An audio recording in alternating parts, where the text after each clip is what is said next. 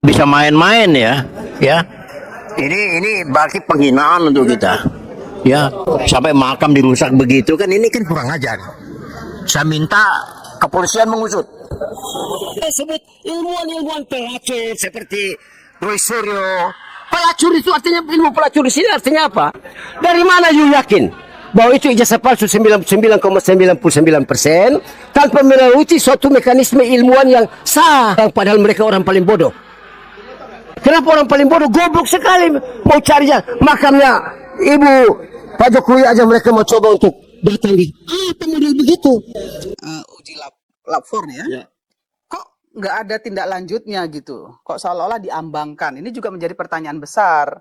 Dan ini kan harus dijawab juga oleh kepolisian gitu. Jangan sampai kemudian masyarakat malah menilai ini polisi ini kerja apa enggak sih sebenarnya kan gitu. Cari momen, cari panggung gitu kan. Datang ke KPK ngapain? Ya kan nggak ada urusannya. Ya, enggak, Gibran juga tidak merasa terganggu. Pak Jokowi juga tidak merasa terganggu di demo-demo bahwa Pak Jokowi korupsi apaan. Kalau orang waras sih diketawain. Karena yang datang kemarin itu nggak waras semua, pada sedeng semua itu situ. Itu dari saya itu.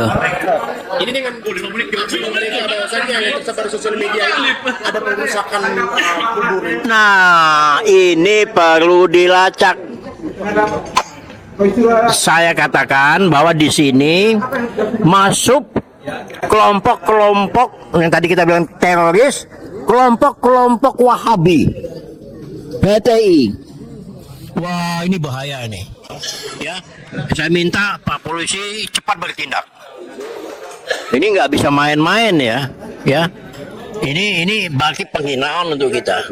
Ya, sampai makam dirusak begitu kan, ini kan kurang ajar. Saya minta kepolisian mengusut. Itu dari saya itu.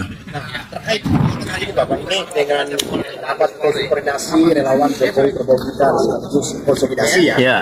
Ini tidak berlanjut. Bagaimana yang Bapak lihat progres ke depan ini nanti? Saya rasa nggak ada masalah. Pak Jokowi tidak merasa terganggu kok dengan gini-ginian. Luar negeri kepercayaannya tinggi terhadap Pak Jokowi. Relawan-relawan maupun pengikutnya Pak Jokowi juga tinggi. Anda lihatlah, tiap hari itu di rumahnya Pak Jokowi kayak apa itu. Tamu-tamunya itu kan luar biasa. Jadi kita tidak merasa terganggu bahwa ini kita anggap ini kerdil. Ini orang-orang sempalan. Yang kayak gini nggak perlu dilayanin. Ya, mereka semua ini otak udang semua. Ngapain dilayani yang gini-ginian? Ya kan, kita orang waras. Sudah biarin aja. Biarin deh, nanti juga ini sendiri. Mereka itu cari panggung, cari duit.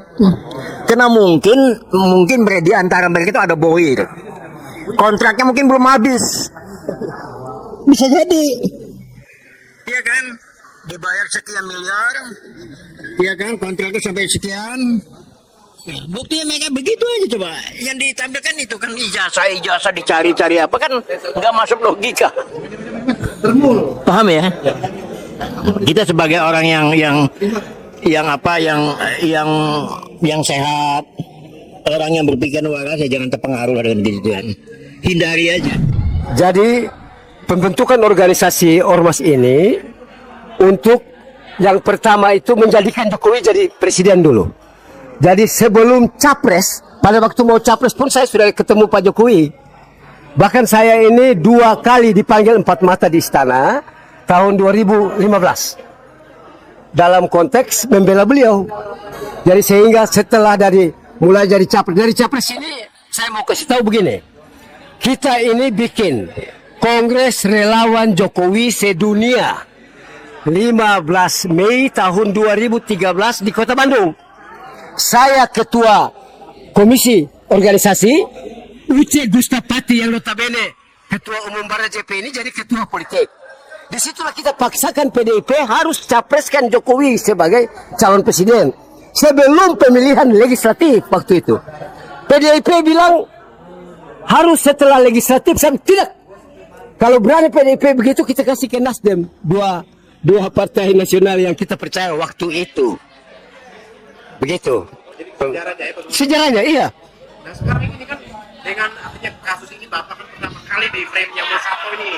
Ya, ya, Tanggapan Bapak kasus ini lah dari ya, ya, ya. angle-nya Bapak seperti apa? Jadi begini sebenarnya, banyak orang tidak suka dengan Pak Jokowi, bukan mereka tidak suka, tapi mereka tidak punya jalan lain. Tidak ada jalan lain untuk mereka mempertahankan eksistensi mereka hidup di negara yang demokrasi ini, sehingga mereka itu saya sebut ilmuwan-ilmuwan pelacur seperti Roy Suryo. Pelacur itu artinya, ilmu pelacur di sini artinya apa?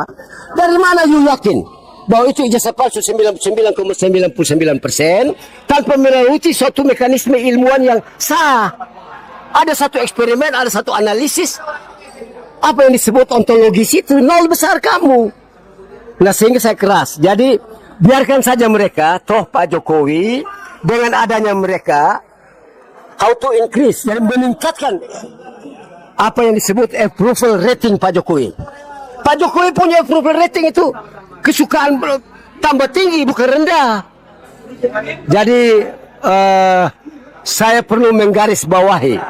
Kita sudah 2 kali hadir sini, 2 Oktober dan sekarang ini 8 Oktober kalau tidak salah. Itu dalam rangka membantu mempercepat proses yang ada di Polda Metro Jaya. Polda jangan ragu-ragu. Apa? Kenapa ragu-ragu? Ijazah asli itu ada di Pak Jokowi. Tinggal dia buktikan di sana. Nah, untuk itu memang harus ditersangkakan siapa yang perlu tersangka. Saya berpikir mungkin Polda ya barangkali ya, ini bisa aja keliru. Lebih dari 12. Sehingga Polda harus mengkaji satu persatu orang-orang yang mau ditangkap ini. Manusia-manusia yang selalu menghina, memfitnah, membodohi orang padahal mereka orang paling bodoh. Kenapa orang paling bodoh? Goblok sekali mau carinya makamnya Ibu Pak Jokowi aja mereka mau coba untuk datang. Apa model begitu?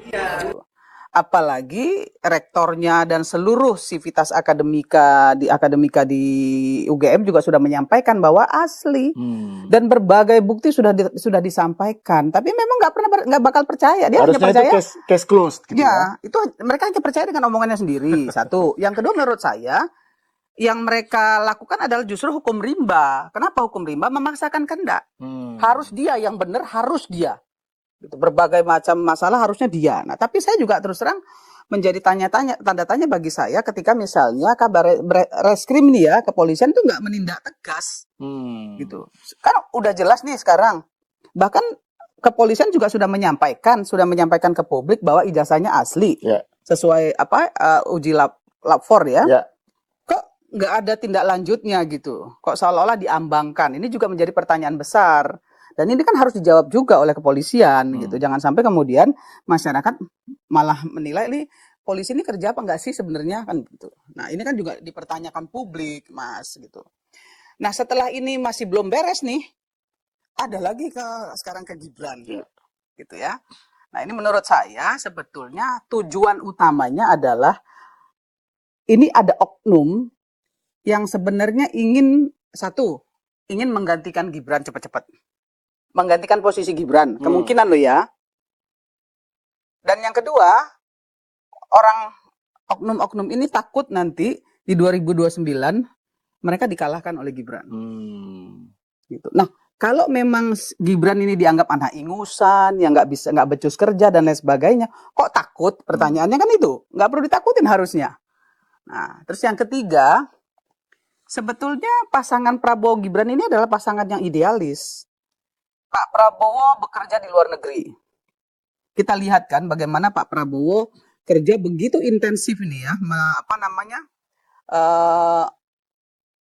sebagai penyambung lidah rakyat untuk dunia internasional, mengangkat geopolitik Indonesia geopolitik di dunia internasional, mencari investor dan lain sebagainya lah ya. Itu Pak Prabowo lakukan dengan sangat baik menurut saya.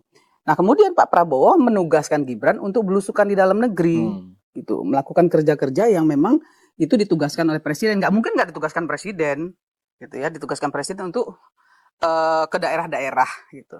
Nah, kan sebenarnya ini satu kerjasama yang bagus, gitu. Komplementer sebenarnya. Ya. Gitu ya. Tapi ada lagi narasi yang tersampaikan oleh ternak-ternak lain ini ya, bukan termul ya, ternak-ternak yang lain ini. Gibran itu seolah-olah kerjanya nggak becus dan setiap kali kunjungan selalu mendapat cibiran. Loh, yang mencibir itu kan oknum-oknum ini, ternak-ternak yang lain ini, ya ternak-ternak yang lain ini yang mencibir, gitu ya. Bukan rakyat Indonesia loh, gitu. Orang-orang yang memang tidak menyukai Pak Jokowi dan Gibran, gitu. Nah, sementara rakyat nggak pernah mencibir.